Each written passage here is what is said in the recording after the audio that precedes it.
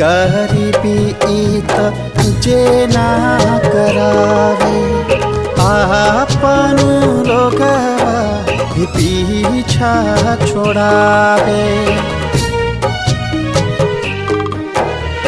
होखे के चाही जेकरा हाथे खिलौना, ओकरा भइल आज बर्तन बझौना।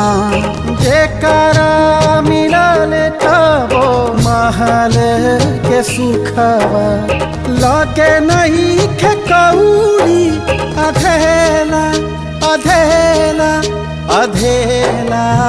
केहू नहीं जाने समैया के खेला, केहू नहीं जाने समैया के खेला।